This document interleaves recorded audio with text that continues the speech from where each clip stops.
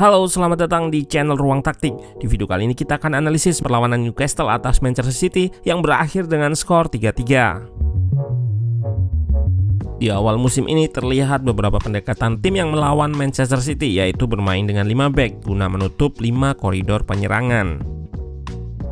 Menghadapi musim baru ini pun City merespon dengan menggunakan taktik double inverted fullback. Tujuannya membuat lini tengah penuh dengan 3 pemain, Rodri ditambah Walker dan Cancelo. Jika lini tengah penuh, maka idenya untuk memenangkan bola second ball atau bola lepas ketika City on possession agar bisa segera direbut kembali. Pun begitu, taktik ini beresiko karena setiap pemilihan taktik selalu ada kompensasinya. Dan di laga ini Newcastle berhasil mengekspos kelemahan tersebut tanpa bermain dengan 5 back. Meski pada akhirnya tim asuhan Eddie Howe ini hanya membawa pulang hasil seri di kandang sendiri. Nah, kita akan analisis bagaimana taktik Newcastle bisa unggul 3-1 dan bagaimana City meresponnya. Let's go, kita bahas sama-sama.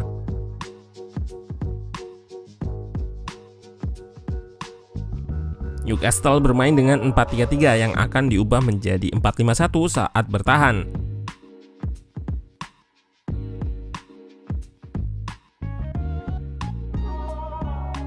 Sementara Man City juga sama 4-3-3 yang akan lebih banyak diubah menjadi shape 2-3-5 atau 3-2-5 on possession.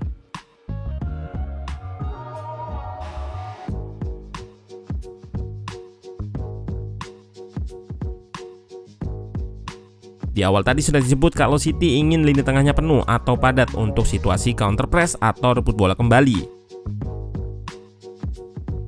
Respon taktik Newcastle nggak sama dengan tim lain yang menggunakan 5 back. Eddie Howe tetap bermain proaktif. Dengan 4-5-1, Newcastle punya banyak pemain di tengah, ditambah masih punya kelebaran terutama di kiri yang dihuni Saint-Maximin.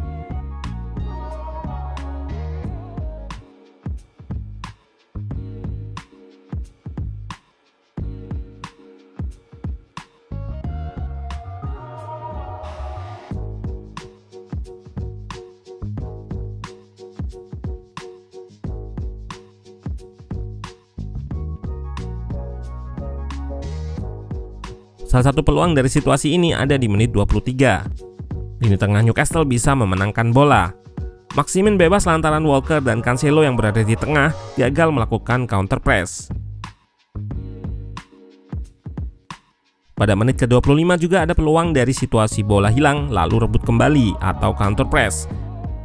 Kita lihat Walker press ke tengah sehingga ruang yang ditinggalkannya diekspos.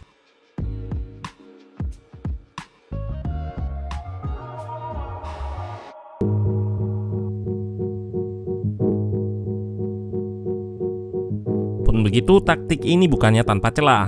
Bermain 4 back artinya ada satu koridor yang terbuka. City memanfaatkan ini di gol pertamanya. Yang pertama, lewat build up play guna memancing press ke sisi kiri dan ke depan.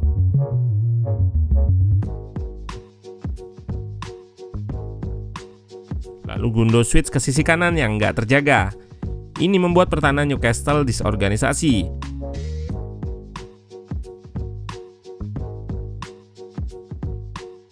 14 detik kemudian Gundo sudah berada di kotak penalti menyambut crossing Bernardo Silva. 1-0.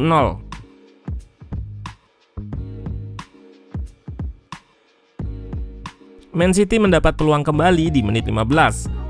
Bermain dengan 4 back memang rentan membuat pertahanan terbuka saat City menerapkan wide overload atau menang jumlah di area sayap. Gundogan yang drop diikuti center back City yang membuka area di belakangnya. De Bruyne yang jadi tambahan satu pemain di sayap mengirim umpan akurat ke Foden yang lepas akibat pemain yang menjaganya harus press De Bruyne. Namun peluang ini berhasil digagalkan oleh Nick Pope.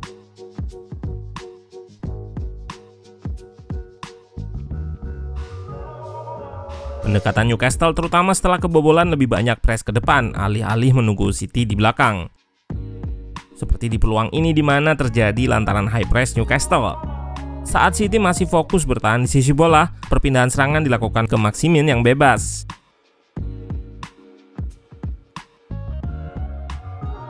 Taktik high press atau press di area lawan ini yang juga jadi awal gol pertama. Build up City berhasil digagalkan lantaran keunggulan udara dari pemain Newcastle sehingga umpan long pass seperti ini mudah dipotong. Dan Saint-Maximin yang punya keunggulan individu bisa mengirim crossing yang diteruskan oleh Almiron.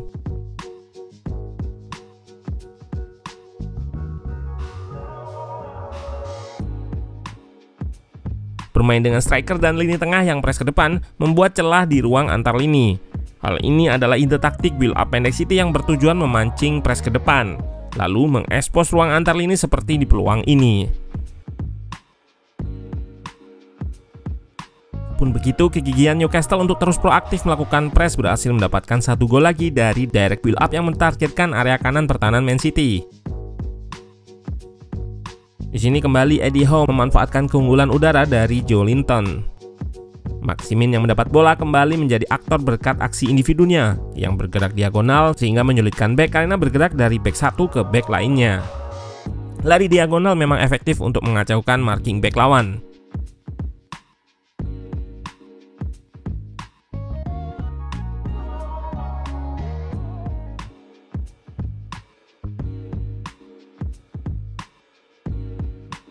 Unggul 2-1 nggak mengendurkan anak asuh Eddie Howe untuk tetap menekan City hingga babak kedua.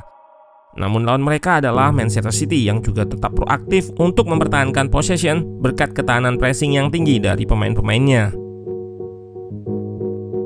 Kita lihat aksi Diaz yang punya resistansi pressing tinggi melakukan solo run guna membuka high press Newcastle. Haaland yang diplot sebagai nomor 9 mengancam lewat pergerakan eksplosifnya. Namun setelah ini justru Newcastle yang mencuri gol lewat tendangan bebas Trippier. Lagi-lagi memanfaatkan aksi Maximin dijatuhkan di depan kotak penalti.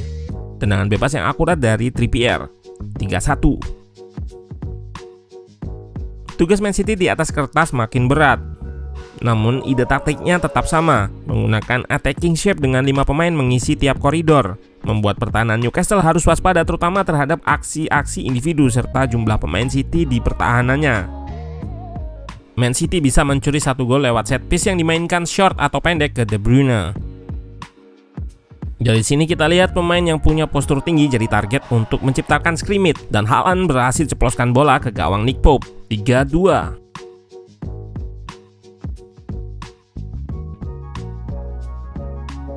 Di awal babak sudah terlihat bagaimana peran Haaland yang drop guna menarik center back Newcastle.